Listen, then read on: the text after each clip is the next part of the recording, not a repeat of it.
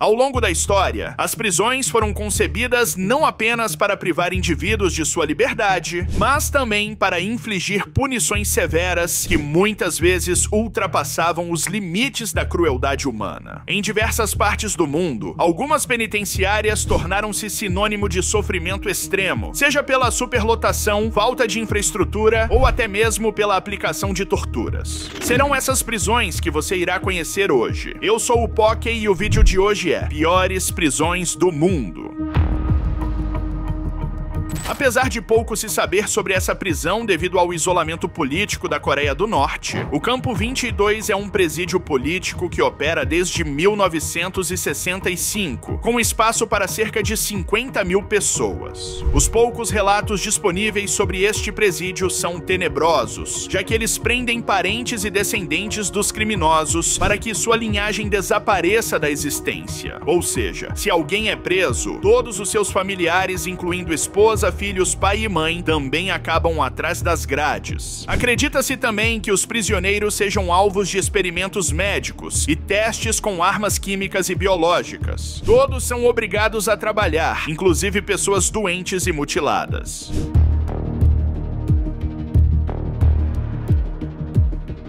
Os detentos são tratados como escravos, monitorados pelos 1000 guardas do local e pelos aproximadamente 600 funcionários administrativos. Até mesmo crianças estão presas por cometerem pequenos delitos. Uma pesquisa realizada sobre as condições do local apontou que, anualmente, cerca de 2.000 detentos perdem a vida. As celas chegam a ser ocupadas por até 100 prisioneiros.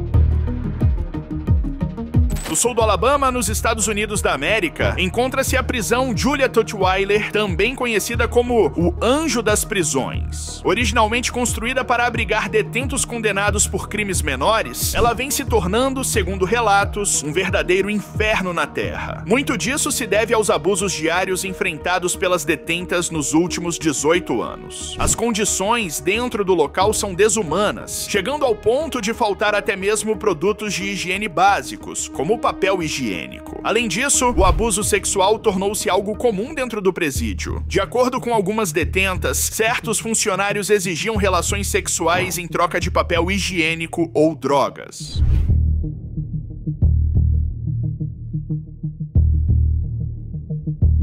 Ainda segundo relatos de pessoas que já estiveram lá dentro, as mulheres são obrigadas a tomar banho enquanto os guardas as observam, violando sua privacidade e dignidade. Após muitas denúncias e protestos, a situação chegou a programas de televisão e repercutiu pelo mundo, trazendo à tona a necessidade de reformas e maior fiscalização no sistema prisional.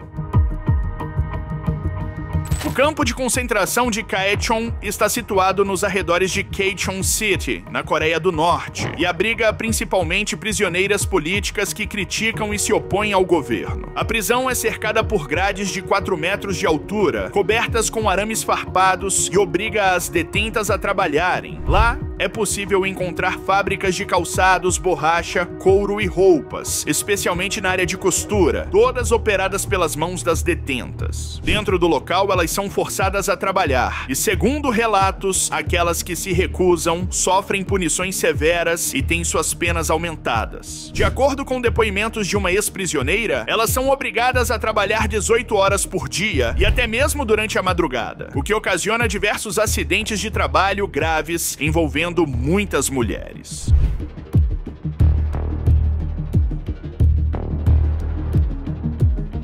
Ao contrário de outras prisões onde as detentas têm algum direito, no campo de concentração elas não possuem nenhum, seja de visita ou qualquer outro benefício. Além disso, as celas de 30 metros quadrados são ocupadas por cerca de 90 prisioneiras, resultando em condições extremamente desumanas. Localizada no estado do Colorado, nos Estados Unidos da América, a AD East Florence é amplamente considerada uma das prisões mais severas e infames do mundo, conhecida como a Alcatraz das Montanhas Rochosas. Esta prisão de segurança máxima foi projetada para abrigar os criminosos mais perigosos e aqueles que representam uma ameaça significativa à segurança pública ou ao sistema prisional. Os detentos lá passam a maior parte do tempo em confinamento solitário, em celas pequenas pequenas e apertadas com pouco contato humano. O isolamento dura cerca de 23 horas por dia, com apenas 1 hora destinada ao exercício em uma área externa cercada. A prisão é equipada com medidas de segurança extremamente rigorosas, incluindo múltiplos portões de segurança, monitoramento constante por câmeras e vigilância intensa para impedir qualquer tipo de fuga ou comunicação não autorizada. A ADS Florence abriga alguns dos criminosos mais notórios dos Estados Unidos da América, incluindo terroristas, espiões, líderes de gangues e outros presos que cometeram crimes violentos ou escaparam de outras prisões de segurança máxima. O notório narcotraficante El Chapo, por exemplo, que foi um dos mais procurados pela polícia americana, está detido nesse local. Devido às suas condições severas e à falta de interação humana, a ADX Florence tem sido descrita como um substituto da pena de morte e um lugar onde os presos vão para desaparecer. As condições extremas de isolamento e vigilância intensa têm levantado debates sobre os direitos humanos e o tratamento adequado dos detentos, mesmo daqueles que cometeram os crimes mais graves. A prisão continua sendo um símbolo do sistema penitenciário americano e das medidas tomadas para lidar com os criminosos mais perigosos.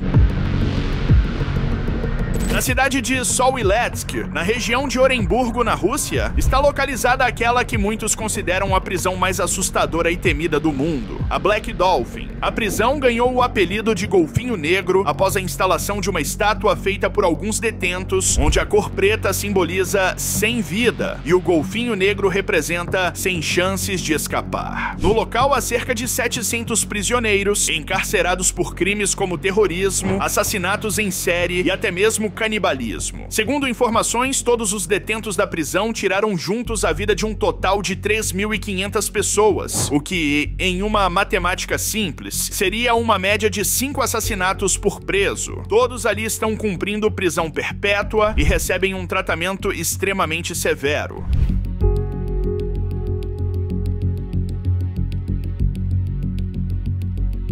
Para se ter uma ideia das condições, os detentos são vendados quando saem de suas celas e são obrigados a andar pelos corredores da prisão, sempre curvados para baixo, a fim de não terem a chance de decorar o caminho e assim evitar qualquer tentativa de fuga. Há uma vigilância por vídeo 24 horas por dia monitorando os presos, além de guardas patrulhando os corredores a cada 15 minutos. Eles vivem em pequenas celas, sozinhos, e são raras as ocasiões em que compartilham o mesmo espaço. Não há pátio prisional e os exercícios são realizados dentro de uma cela maior por apenas 90 minutos diários. Na prisão não existe refeitório. Os presos consomem suas 4 porções diárias de sopa e pão dentro das próprias celas e essa alimentação nunca varia. O único contato que eles podem ter com o mundo exterior é através de livros, jornais e um rádio. Quando os oficiais da prisão dão algum comando, os presos devem responder com as palavras "Sim, senhor", demonstrando obediência total. A única forma de sair desse lugar é literalmente dentro de um caixão. Ativistas dos direitos humanos comparam a Black Dolphin a um campo de concentração da Segunda Guerra Mundial. Os centros de detenção provisória enfrentam um cenário alarmante provocado pela superlotação, tornando-se um dos principais problemas do sistema prisional paulista, segundo agentes penitenciários, ativistas e magistrados entrevistados pela BBC Brasil. A situação é ainda mais grave no centro de detenção provisória Osasco 1, na Grande São Paulo, onde cerca de 2.600 detentos convivem em um espaço projetado para pouco mais de 750 pessoas. Osasco 1 possui pavilhões lotados que antes eram monitorados por 5 ou 8 agentes, mas atualmente contam com apenas um funcionário. Como consequência, brigas, rebeliões e presos sendo gravemente feridos tornaram-se uma realidade comum. O local, que frequentemente abriga integrantes da facção criminosa Primeiro Comando da capital, presencia muitas brigas internas entre os próprios detentos, motivadas por disputas de liderança ou de território dentro do presídio. Devido à superlotação, torna-se extremamente difícil para os agentes penitenciários controlarem essas situações, complicando ainda mais a manutenção da ordem e da segurança no ambiente carcerário. Situada em Ruanda, a prisão de Gitarama é tristemente conhecida por ser uma das prisões mais superlotadas e desumanas do mundo. Localizada na cidade de Muhanga, anteriormente chamada de Gitarama, a prisão ganhou notoriedade após o genocídio de 1994 no país, quando duas das principais etnias entraram em conflito, resultando na morte de cerca de 1 milhão de pessoas em apenas 100 dias. Com as detenções em massa decorrentes desse massacre, o sistema prisional do país ficou gravemente sobrecarregado. Originalmente construída para abrigar aproximadamente 500 prisioneiros, a prisão chegou a acomodar mais de 6 mil detentos. Essa superlotação levou a condições de vida insuportáveis, com prisioneiros amontoados em espaços apertados, muitas vezes sem espaço para deitar ou se mover. As condições dentro da prisão eram chocantes. A falta de saneamento básico, a escassez de alimentos e de água potável contribuíram para uma alta taxa de mortalidade. Muitos prisioneiros morreram devido a doenças, desnutrição e ferimentos. Além disso, o local era marcado por muita violência entre os detentos, que frequentemente entravam em conflitos e até mesmo tiravam a vida uns dos outros. Relatos numerosos de abusos por parte dos guardas prisionais também foram registrados, fazendo com que o lugar passasse a ser reconhecido como um verdadeiro inferno na Terra. Outra prisão, também considerada como uma das piores existentes em nosso planeta, é a prisão feminina de Tashkent, localizada no Uzbequistão. Diversos relatos de violência contra as mulheres têm sido divulgados, especialmente em relação às detentas de origem muçulmana, que estão sendo colocadas em celas especiais de tratamento severo. De acordo com as informações recebidas, as mulheres presas não podem usar vestidos que cubram os joelhos, algo que faz parte de suas crenças religiosas e tradições culturais. Segundo relatos, um funcionário do presídio chegou a arrancar o vestido de uma mulher que usava tal vestimenta, num ato de desrespeito e humilhação. Também foi relatado que as mulheres muçulmanas nesta prisão sofrem discriminação por serem muçulmanas e só podem receber visitas de seus familiares uma vez a cada 6 meses, o que agrava ainda mais seu isolamento. A situação chamou a atenção da mídia local, principalmente pelo fato de muitas delas estarem presas apenas por praticarem sua religião, o que teoricamente não é correto e viola os direitos humanos básicos. Para disfarçar esse fato, acabam inventando outros crimes que, segundo informações, as detentas não cometeram, buscando justificar suas prisões e os maus tratos sofridos. A prisão localizada em Nairobi, no Quênia, tortura seus detentos não da maneira que você está pensando, mas sim por meio da superlotação. Em uma cela que deveria abrigar no máximo 50 pessoas, vivem 250, ou seja, 200 pessoas a mais do que o permitido. A higiene é extremamente precária e muitos desenvolvem doenças. Devido às condições absurdas em que vivem os detentos, não há comida, roupas ou colchões suficientes para todos. Além disso, por conta da falta de higiene, muitos ex-presidiários relatam que o odor é tão forte que se torna quase impossível respirar no ambiente. A prisão, localizada na base naval da Baía de Guantánamo, em Cuba, pertence aos Estados Unidos da América e foi construída em 2002 durante o governo do então presidente George Bush. O objetivo do presídio é deter prisioneiros iranianos e afegãos de guerra, especialmente após os ataques terroristas que o país sofreu em 2001. Os principais relatos de abusos na penitenciária estão relacionados a questões religiosas. Alguns detentos já relataram que tiveram o Alcorão, livro sagrado de sua religião, destruído e jogado no vaso sanitário como forma de punição. Além disso, os prisioneiros são constantemente submetidos a torturas de diversas formas, incluindo abusos, privação de sono, espancamentos e uso forçado de drogas. Muitos dos detentos preferem cometer suicídio a continuar vivendo lá.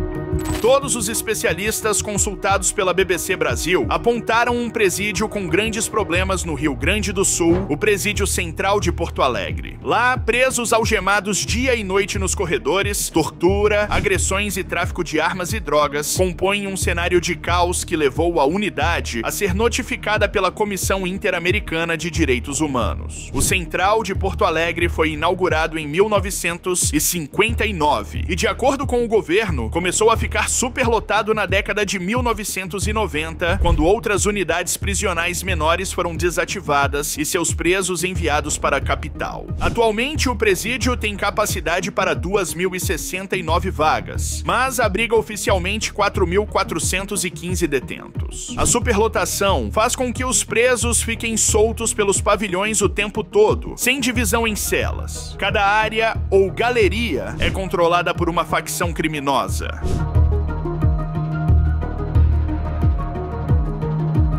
Ao ingressar no presídio, o detento é convidado a indicar um grupo criminoso para ser acomodado junto a seus membros. Segundo informações, uma das situações mais preocupantes da unidade é a dos detentos jurados de morte e expulsos das galerias. Como não há onde colocá-los em segurança, esses detentos permanecem algemados permanentemente nos corredores para não serem assassinados.